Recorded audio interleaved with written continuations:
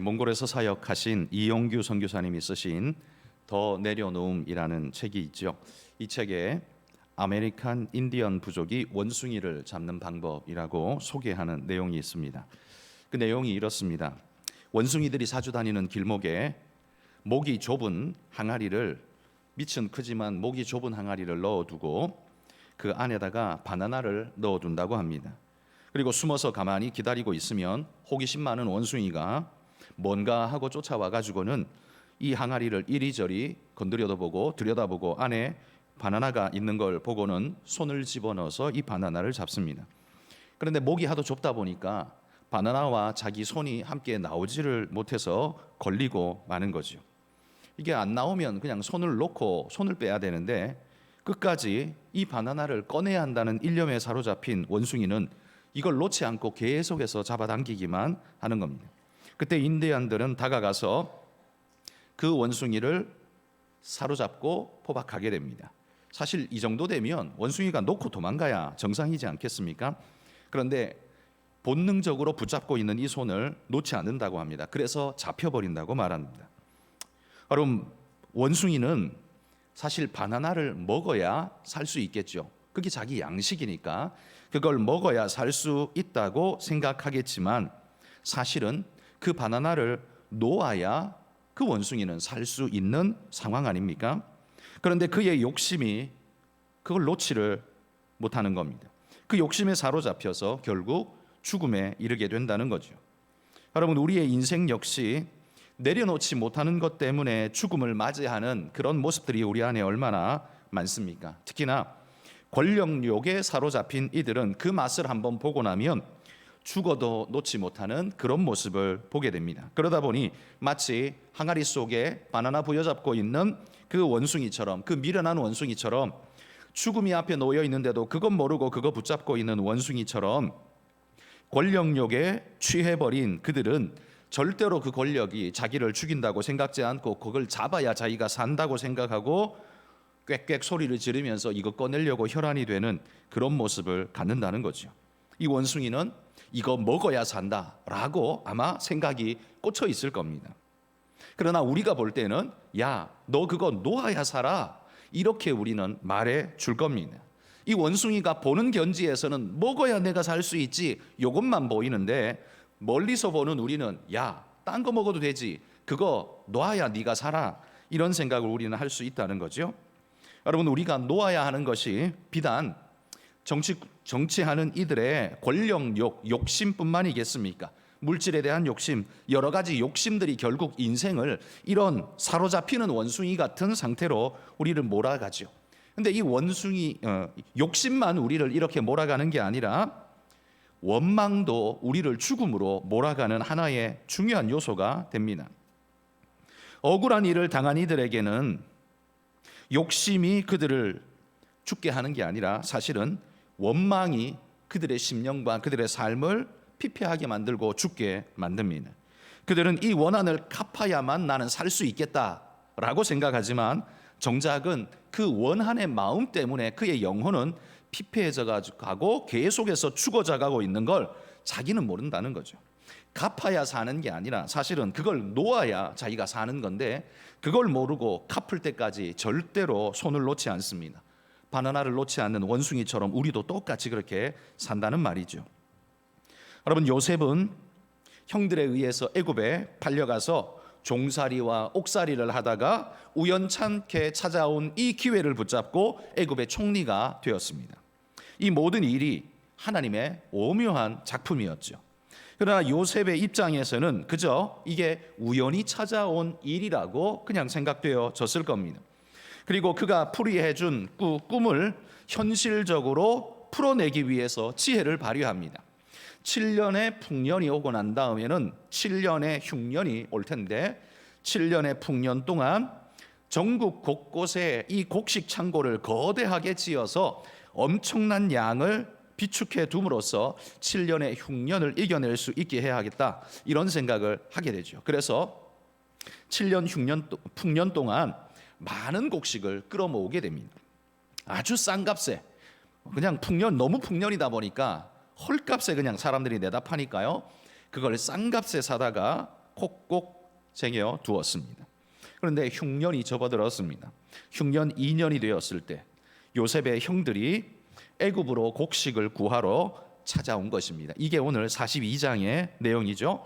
6절에 한번 보십시오. 6절에 보시면 때에 요셉이 나라의 총리로서 그 땅 모든 백성에게 곡식을 팔더니 요셉의 형들이 와서 그 앞에서 땅에 엎드려 절하매, 이렇게 말합니다. 형들이 애굽의 곡식을 구하려고 찾아와서 요셉 앞에 엎드렸습니다. 사실 그들은 요셉 앞에 엎드린 게 아니라 그냥 총리 앞에 엎드린 거죠. 총리가 요셉인 줄은 꿈에도 생각지 못했으니까요.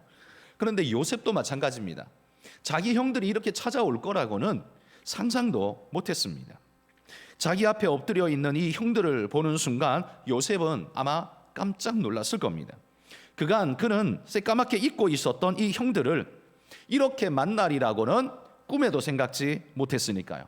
옛말에 원수는 외나무 다리에서 만난다는 말처럼 딱 그 짝입니다. 원수는 외나무 다리에서 만났습니다. 이 형들은 도망갈 수 없는 상황에 딱 걸린 거죠. 이번에는 칼자루를 형들이 아니라 요셉이 쥐고 있죠.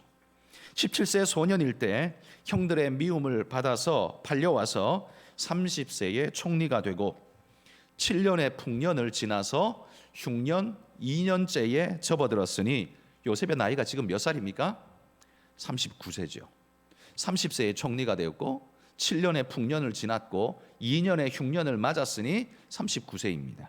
그가 몇 살에 팔려갔다고 했습니까? 17세 소년일 때 팔려갔습니다. 그런데 지금 39세입니다. 몇 년이 지났습니까? 22년이라는 세월이 지났습니다. 22년이면요, 이 요셉이 자기 아버지 집에서 자란 시간보다 훨씬 더 긴 시간을 지금 밖에서 헤어져서 그렇게 지내왔습니다. 그러니 형들은 요셉을 팔아버리고 난 다음에는 요셉에 대한 생각을 까맣게 잊었습니다. 뭐 살았는지 죽었는지 아마 죽었을 거야, 이런 생각으로 그냥 관심 없이 던져버렸습니다. 그러나 요셉은 이 형들을 단번에 알아봤습니다. 왜? 때린 사람은 몰라도 맞은 사람은 절대로 그 사람 얼굴을 잊어버릴 수가 없죠. 그런데 형들을 보면서 알아보기만 한 것이 아니라 요셉이 과거에 하나님이 자신에게 꿈꾸게 하셨던 그 꿈, 그가 어려운 시간을 보내고 풍년과 흉년을 지나면서 새까맣게 잊어버렸던 하나님이 자신에게 주셨던 그 꿈이 형들과 함께 다시 되살아난 거였습니다. 하나님이 자신에게 준 꿈, 그게 뭡니까? 해와 달과 11별이 자기에게, 그리고 볏단들이 자기에게 절하는 모습을 하나님이 보여주지 않았습니까? 그는 어렵고 힘든 시간을 지나가면서 이거 새까맣게 잊어버렸을 겁니다. 그런데 형들을 보는 순간 다시 그 꿈이 아마 떠올랐을 겁니다. 요셉은 풍년 7년을 지나 흉년 2년을 관리하면서 아마 정신없이 바빴을 겁니다. 애굽을 다스려야 하니 여러분, 이 얼마나 일이 많았겠습니까? 그는 애굽의 총리로서 완벽하게 정착하여서 과거의 모든 일을 잊고 살았습니다. 아마 분명히 하나님이 꿈꾸게 하셨던 해와 달과 11별의 그 꿈도 아마 다 잊고 살았을 겁니다. 그런데 그 잊혀졌던 그 꿈들이 형들과 함께 되살아나기 시작한 겁니다. 하나님께서 요셉에게 비전을 일깨우시기 위해서 형들을 사용하고 계신 모습을 볼 수 있는 거죠. 형들 때문에 악몽이 되살아나기도 하지만 또 한편에서는 형들 때문에 잠들었던 하나님의 비전이 그의 안에서 다시 일어나는 걸 만나게 됩니다. 둘 중에 뭘 맞이하고 뭘 쥐일까? 이건 요셉이 선택해야 할 모습이죠. 여러분, 우리에게도 하나님이 똑같이 역사합니다. 악몽이 되살아나기도 하지만 똑같은 일로 우리로 비전을 보게도 합니다. 무엇을 쥘 것이냐, 이건 우리가 선택해야 할 것인데 믿음의 손을 뻗어 요셉처럼 비전을 쥐는 그런 믿음의 일꾼들이 되시기를 바랍니다. 여러분, 만약 형들이 애굽에 찾아가지 않고 요셉도 총리로서 그냥 자기 삶을 충실하게 그냥 살았더라면 이 이야기는 어떻게 끝났을까요? 그냥 아마 제목을 이렇게 잡을 수 있겠죠? 위대한 인간 승리, 요셉 이야기. 아마 이런 식으로 재미난 이야기로 그냥 끝나버릴 것입니다. 개인의 승리와 개인의 출세 이야기로 아마 이 이야기는 그냥 교훈적 특성만 띠고 아마 다른 의미 없이 끝나버렸을 겁니다. 그러나 하나님은 이 요셉을 그렇게 쓰시려고 애굽에 보낸 것이 아니었습니다. 하나님은 요셉을 들어서 구원자로 사용하시고자 애굽에 보내셨던 거죠. 요셉은 이 사실을 처음에는 깨닫지 못했습니다. 풍년 7년 동안 머릿속에 생각이 전혀 없었습니다.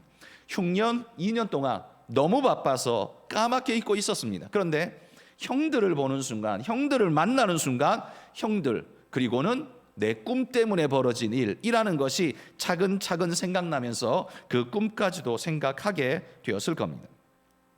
여러분이 요셉의 입장이라면 이 외나무 다리에서 만난 이 형들을 어떻게 처리하면 좋을까요? 여러분 같으면 어떻게 하시겠습니까?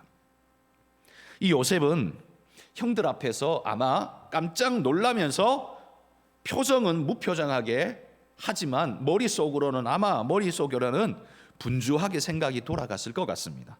이거 어떻게 해야 되지? 형들을 어떻게 처리하지? 내가 어떻게 맞이하지? 그냥 다 죽여버릴까?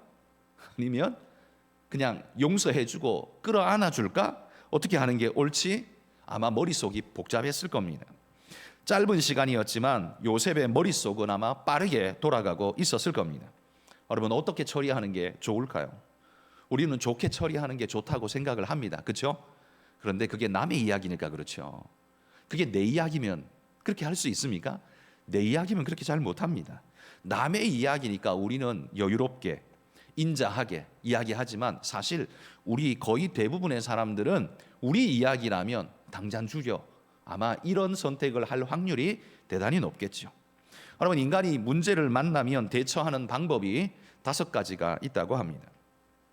인간이 어떤 문제를 만날 때 반응하는 5가지 방법. 첫 번째는 자라형이 있다고 합니다. 이 자라형은 뭐냐면 문제를 만나면 목을 그냥 쑥 집어넣고 문제를 안 보는 겁니다. 그냥 문제 회피형이죠. 그러니까 문제를 안 봄으로써 회피하여서 없는 것처럼 그냥 만들어버리는. 왜? 문제가 두렵고 문제가 무겁고 문제가 힘드니까 그냥 보지 않으려고 모른 척하고 지나가 버리는 형. 이게 자라형입니다. 요셉이 자라형이었으면 어떻게 했을까요? 모른 척하고 야 쟤들 곡식 줘서 그냥 보내버려. 아마 이렇게 하고 끝냈겠죠. 자라형이라면 그렇게 했을 겁니다.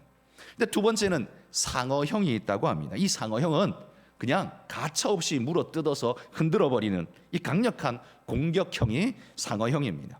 이들은 문제를 만나면 그냥 죽기 살기로 달려들어가지고 물어뜯어버린다고 합니다. 그러니까 문제 앞에 사생결단형이라는 말이죠. 요셉이 상어형이었으면 저 10명 데려다가 다 목 베어버려, 아마 이렇게 했을 겁니다. 아니면 죽을 때까지 퇴형으로 계속 때려, 이렇게 했을지도 모릅니다. 상어형이었으면 그렇게 했을 겁니다. 셋째는 아기곰돌이형, 아기곰형이 있다고 합니다. 아기곰, 귀엽죠? 이게 뭐냐 하면 예쁘게 보이려는, 내가 져주고 상대방이 이기게 해주는 그런 형태, 이걸 아기곰 형태라고 합니다. 그러니까 자기가 그냥 빨리 포기해주고 마는 거죠. 그래 알았어, 뭐 이렇게, 이런 형태, 빨리 져주는 형태, 아기곰형이라고 말합니다. 아마 요셉이 아기곰형이었으면 즉시로 자기를 드러냈을 겁니다. 형님들, 그러면서 과거는 우리 다 털고 갑시다. 내가 더 이상 생각하지 않을게요. 그러고 아마 부둥켜 안고 그냥 울었을 겁니다. 이게 아기곰형이라는 거죠. 네 번째는 여우형이 있다고 합니다. 여우형, 지혜롭게 일 처리를 하는데 양쪽의 마음을 잘 맞춰서 절충을 묘하게 해내는 타협의 달인 형태, 이게 여우형이라고 말합니다. 나도 크게 손해보지 않고 저도 손해보지 않는 선에서, 적정선에서 줄다리기를 묘하게 해내는 형태, 여우형이라는 거죠. 5번째는 부엉이형이 있다고 합니다. 부엉이는 낮에는 돌아다니지 않고 나무에 가만히 앉아 있다가 밤이 되면 날개를 펴고 날아올라서 활동을 시작하는 게 부엉이형입니다. 그러니까 왜 부엉이형이냐 하면 문제가 발생할 때 즉시로 움직이는 게 아니라 문제가 발생하면 잠잠히 참고 기다리다가 곱씹어 보다가 계산을 해보다가 때가 이르면, 그가 볼 때 때가 이르렀다라고 생각하면 그때 행동하는 아주 신중한 형태, 이런 형태가 부엉이형이라고 말한다는 거죠. 여러분은 어떤 형태입니까? 아마 많은 분들이 아마 상어형일 확률이 높고 아니면 이 자라형일 확률도 높습니다. 아니면 뭐 아기 곰형, 요 세 가지가 아마 제일 많은 형태 아닐까 싶습니다. 그런데 요셉은 22년이 지나가면서 지금 오늘 42장에 보여주는 모습을 보면 그 마음에 앙금이 많이 가라앉아 있는 것 같습니다. 그가 마음에 분노에 치밀었다면 아마 이런 반응 못했을 것 같아요. 근데 그런 분노가 많이 사그라들어 있는 모습을 봅니다. 그가 복수하려는 마음에 불탔다면 처음부터 칼을 뽑았겠죠. 그런데 그렇게 하지를 않았습니다. 근데 그렇다고 요셉이 무작정 용서를 해줬느냐? 그것도 아닙니다. 그냥 용서해 주지도 않았습니다. 오히려 때를 기다리는 부엉이처럼 때를 기다렸습니다. 무슨 때를 기다렸을까요? 오늘 본문에 보면 요셉은 형들을 정탐꾼으로 몰아붙이며 반응할 수밖에 없는 숙제를 그들에게 탁 던져냅니다. 숙제가 뭡니까? 너희가 말한 그 막내 동생을 데려오지 않으면 너희 말은 다 거짓말이다. 너희가 정탐꾼이라는 증거로 내가 알고 너희를 다 죽이겠다. 그러니 너희 말이 참됨을 증거할 수 있는 유일한 방법은 네 막내 동생을 너희 막내 동생 데려오는 거야 라고 하면서 옥에 다 가둬버렸습니다. 여러분, 왜 이런 숙제를 냈을까요? 요셉이 자기 친동생 이 베냐민을 진짜 보고 싶어서 이렇게 하고 있을까요? 물론 얼마나 보고 싶었겠습니까? 형들은 그래도 이렇게 봤는데 동생은 지금 못 봤잖아요. 그러니까 걔도 보고 싶다, 이런 마음일까요? 그럴 수도 있겠지만 그것보다는 아마도 동생을 죽음으로 쉽게 내다 팔던 그 모습들, 그 형들, 자기를 죽음으로 쉽게 내다 팔아버리던 그 모습이 22년이 지난 지금도 똑같은가, 아니면 사람들이 변화되어 새 사람 되었는가를 확인해 보고 싶었다는 거죠. 용서도 그 뒤에 하겠다라는 생각이라는 겁니다. 예전처럼 자기 유익을 위해서 동생의 생명을 쉽게 내던지는 자인지, 아니면 회개하고 돌이켜서 동생을 귀히 여기는 마음으로 아끼고 변화된 모습을 내게 보여줄지, 요셉은 이걸 보고 싶었다는 거죠. 다시 말해서 요셉은 이미 용서할 마음을 가지고 있었다는 겁니다. 이미 용서할 마음을 가지고 있지만 그래도 그들이 용서받아도 될 만큼 변화된 삶으로 흔적을 가지고 있는지를 내가 봐야겠다. 만약 그거 아니라면 용서할 수 없다. 이런 마음을 가지고 있었다는 거죠. 그래서 동생을 데려오라라고 합니다. 요셉은 그들이 동생을 데려오는 게 쉽지 않다는 걸 아마 눈치챘을 겁니다.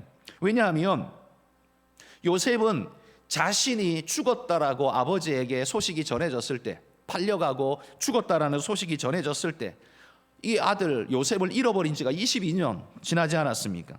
그러니 아버지에게는 사랑하는 라헬에게 남은 소생이 이 베냐민 하나인데 걔를 잃을까 봐 여기 양식 구하는 데에도 형들만 보내고 동생은 안 보낸 걸 보십시오. 분명히 아버지는 그 아들, 그것도 막내 아들을 귀히 여겨서 꼭 붙잡고 있는 것으로 요셉은 아마 생각했을 겁니다. 그래서 사흘 동안 형들을 옥에 가둬둡니다. 여러분, 이들이 3일 동안 옥에 갇혀서 무슨 생각을 하고 무슨 말을 나눴을까요? 아마 이 3일이 초죽음의 지옥 같은 시간이었을 겁니다. 두려움에 사로잡혀서 어찌할 바를 모르고 떨고 있는 시간이었을 겁니다. 그런 고통의 시간 속에서 그들이 진심을 내뱉죠. 21절에 보십시오.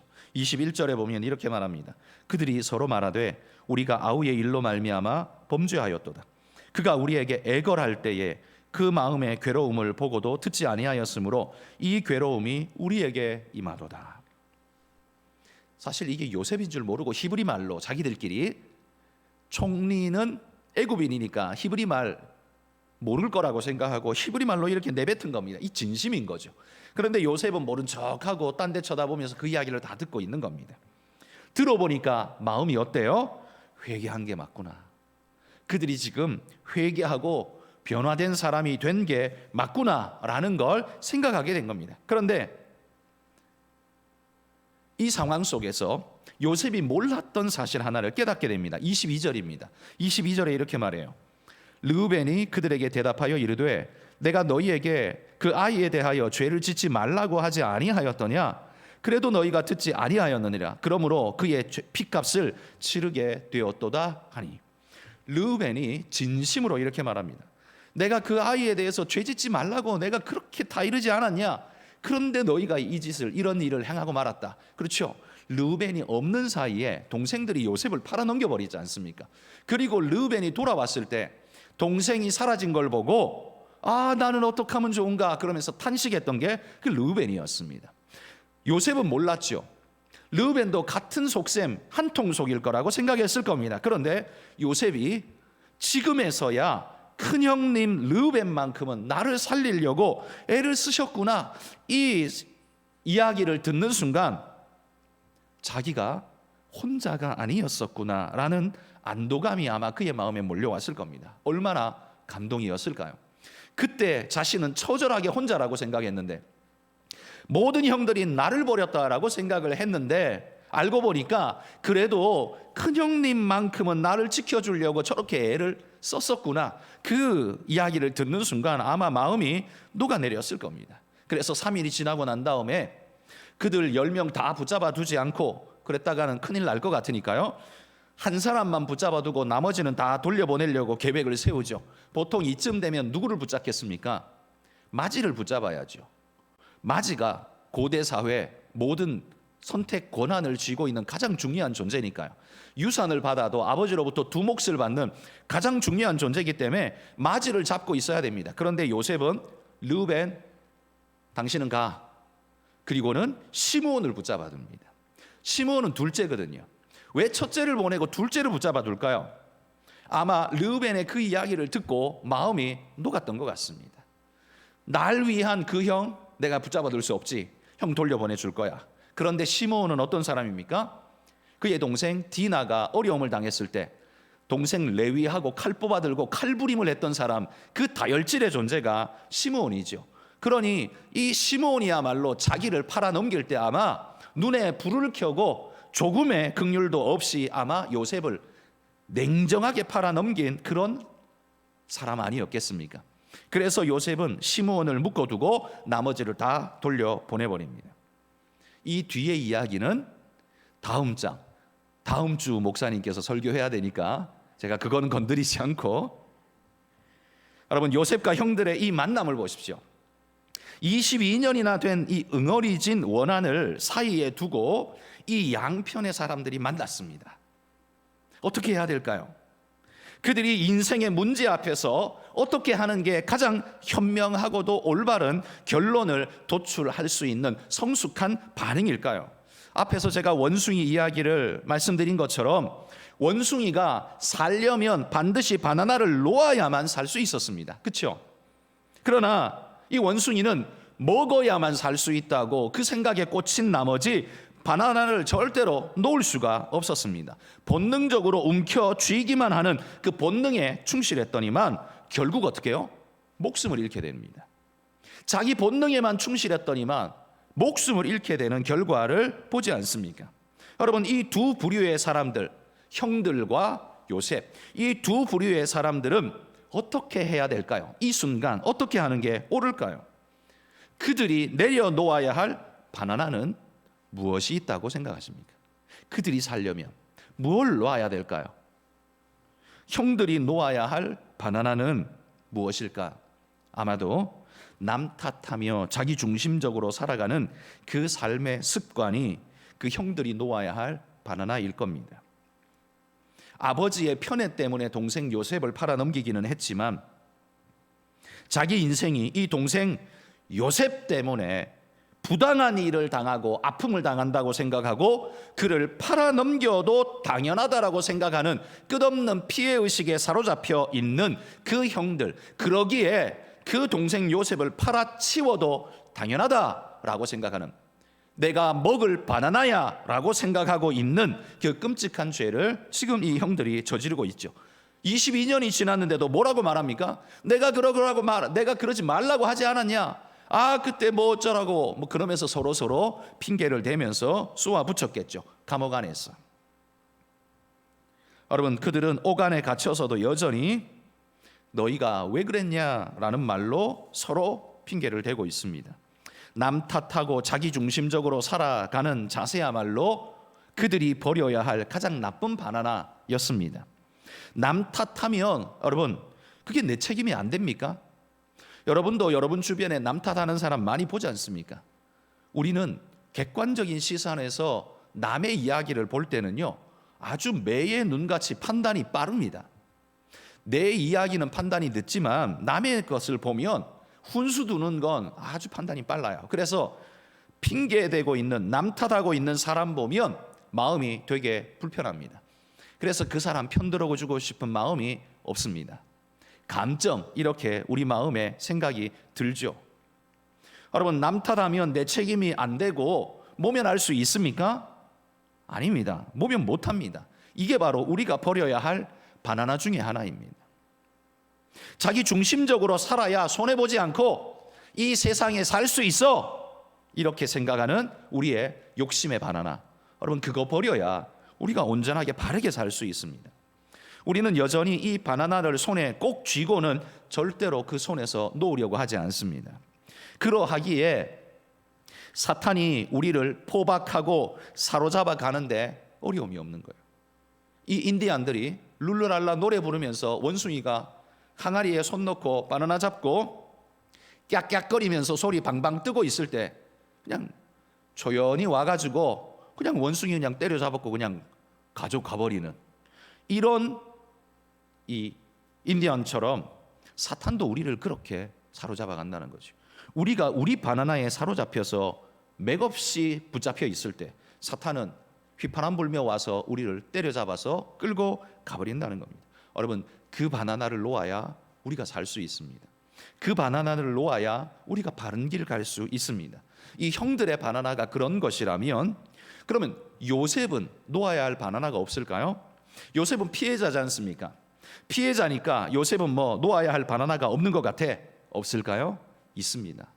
뭐가 있냐 하면 원망하는 마음이 그의 바나나입니다. 22년 묵은 원망이 얼마나 깊었겠습니까?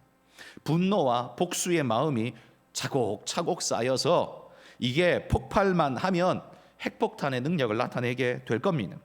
그런데 그걸 내려놓지 않으면, 요셉이 그걸 내려놓지 않으면 어떻게 됩니까? 복수의 화신인 사탄에게 사로잡혀서 그거 원망이라는 바나나를 놓지 않으면 이 사탄이 우리에게 와서 때려잡아서 우리를 그냥 사로잡아 끌고 가버린다는 겁니다. 원망과 복수의 바나나를 내려놓아야 내가 자유로울 수 있는데 우리는 억울하면 절대로 용서 안 합니다.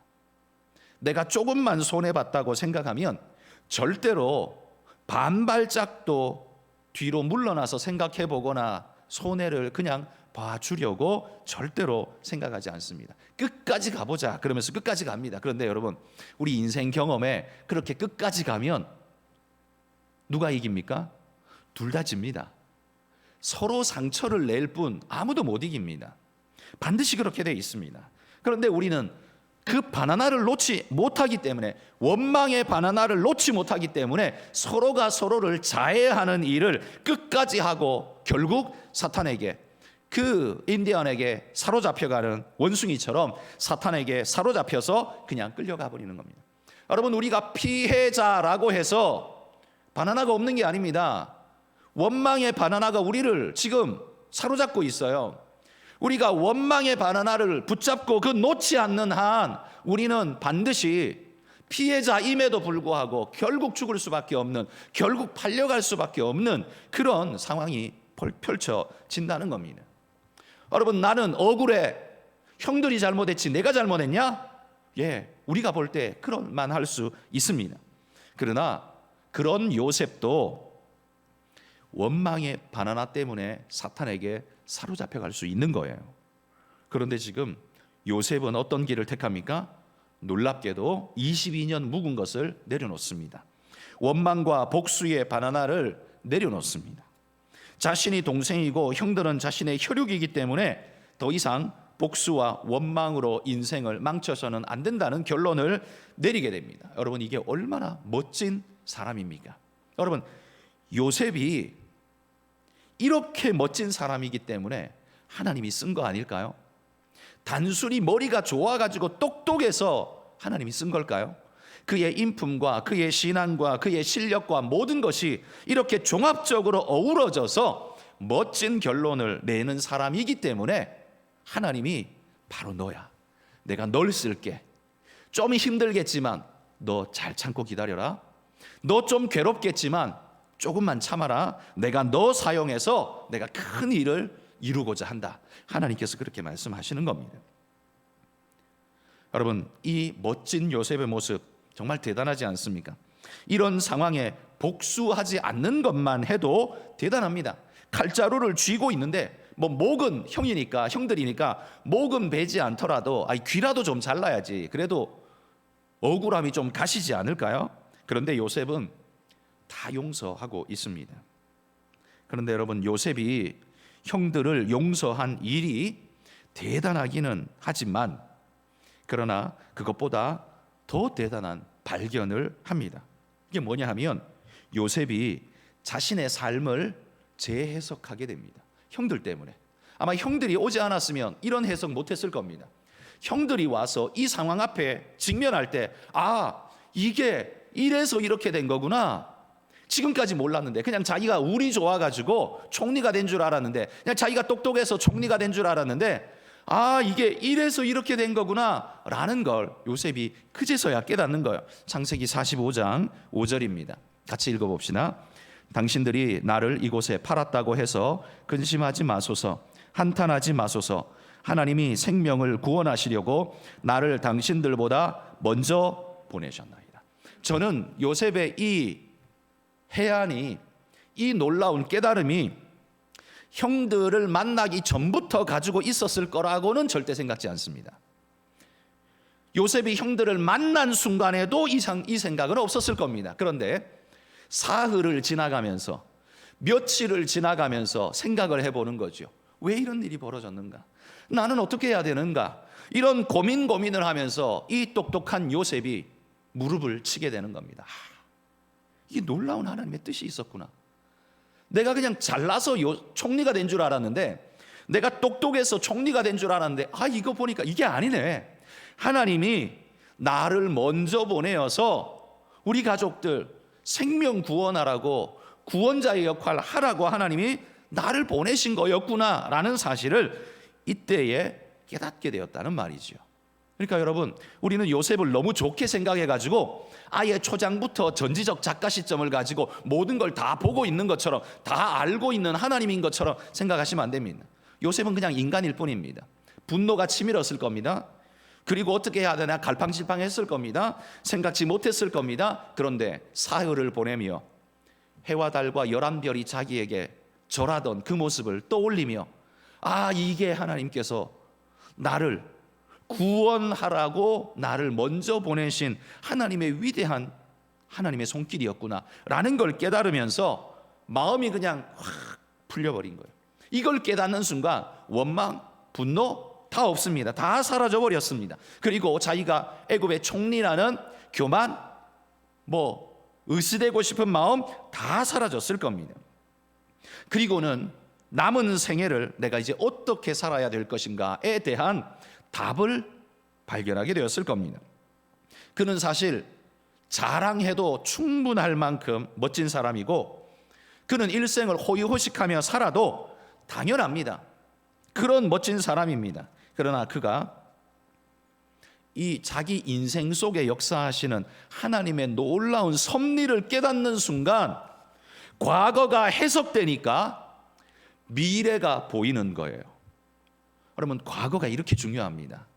자기 인생의 과거가 하나님 앞에서 해석되니까 내가 어떻게 살아야 할 것인가에 대한 미래가 한눈에 보이기 시작합니다. 그렇구나. 만약에 형들을 만나지 않았으면 어떻게 살았을까요? 그냥 애굽의 총리로 살았을 거예요. 그냥 그렇게 멋지게 살았을 겁니다. 폼나게 살았을 거예요. 그냥 그걸로 끝났을 겁니다. 그런데 지금 요셉은 형들 앞에서 하나님의 메시지를 깨닫게 됩니다. 그러니 여러분, 이 형들이야말로 하나님이 보낸 메신저 같지 않을까요? 철천지 원수이기는 했지만, 그러나 그 형들 때문에 자기 과거가 해석되고 왜 이런 일을 내가 거쳐와야 했는지 이해가 되어지고, 그게 이해가 되어지니까 앞으로 살아가야 할 길이 발견되어지는 겁니다. 그렇다면 나는 어떻게 살아야 할 것인가? 그래, 나는 이제 이렇게 살아야지. 이게 그의 삶에 명확하게 보이게 되더라는 거죠. 여러분, 이게 바로 그리스도인입니다. 이게 그리스도인이에요. 그리스도인이라고 말하면서 맨날 하나님 앞에 총리되게 해주세요, 내 자식은 총리되게 해주세요, 나는 못됐지만 내 새끼는 되게 해주세요, 맨날 이렇게 기도하시면 여러분, 이건 옳은 기도는 아니에요. 이건 하나님의 역사를 깨달은 기도가 아니에요. 그냥 자기 욕심에 충실한 기도일 뿐이에요. 뭐 부모된 마음에 자식을 위해 그렇게 기도할 수 있죠. 다 그렇게 기도하잖아요. 그렇지만 기도를 바꾸셔야 돼요.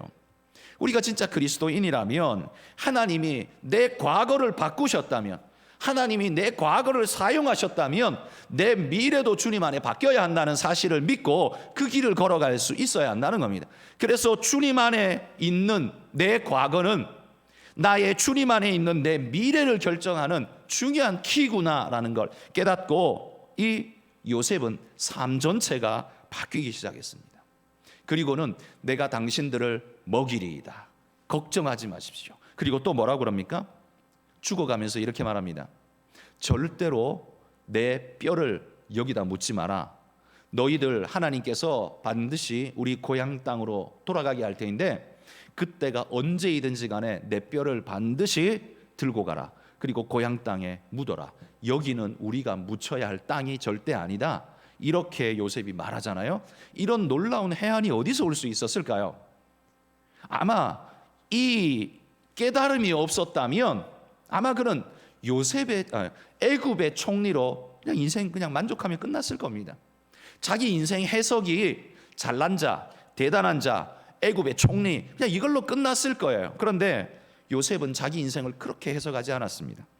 애굽의 총리가 아니라 그냥 하나님의 메신저, 이걸로 그의 자기 인식이 바뀌어버렸어요. 왜 나를 이렇게 보냈는가? 바뀌어버렸어요. 여러분, 오늘 이 말씀을 들으시면서 요셉이 자기가 움켜쥐었던 바나나를 놓았을 때 이 얼마나 위대한 일이 일어나는가를 보십시오. 여러분, 나는 어떤 바나나를 지금 쥐고 있습니까? 여러분이 쥐고 결코 놓을 수 없는 바나나는 도대체 뭡니까?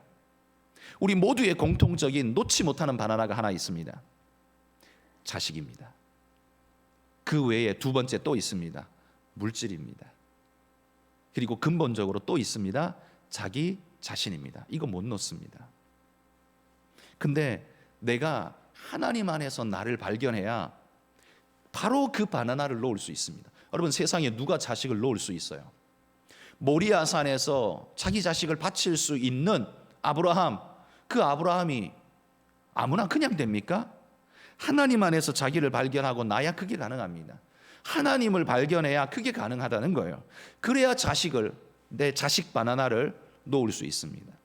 그리고 나 자신이라는 그 바나나도 그제서야 놓을 수 있습니다. 하나님 안에서 내가 해석되어져야, 하나님 안에서 내 과거가 해석되어져야 내 미래가 하나님 안에서 새롭게 열려질 수 있다는 겁니다. 여러분, 주님 안에서 그렇게 열어가시는 분들이 되시기를 축복합니다. 여러분, 내가 바나나를 내려놓지 않으면요, 그걸 내려놓지 말고 쥐어야 살 것 같지만 그걸 놓아야 삽니다.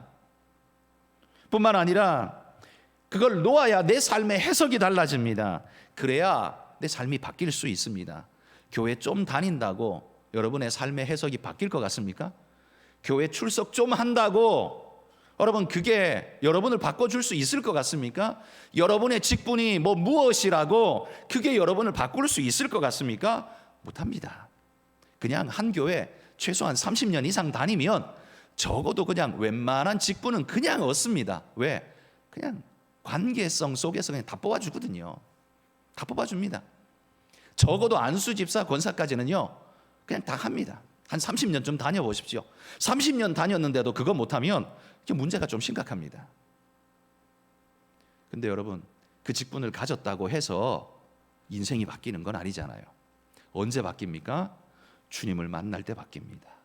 요셉이 주님을 만날 때 그의 인생이 해석되어지고 미래가 바뀐 것처럼 우리 인생이 그렇게 바뀌어야 됩니다. 우리 자녀들도 그들의 인생이 그렇게 바뀔 수 있습니다. 여러분, 우리 자녀들이 우리 주님 만날 수 있도록 그렇게 기도하시기를 축복합니다. 그냥 자기 바나나 쥐고 아등바등하고 있는 그들의 모습을 여러분 잘 가르치고 잘 기도하셔서 그들이 그 바나나를 손에서 놓고 주님 품에 안길 수 있는 그런 일꾼들이, 요셉 같은 일꾼들이 되도록 그렇게 기도하며 이끌어 가시기를 주의 이름으로 축복합니다.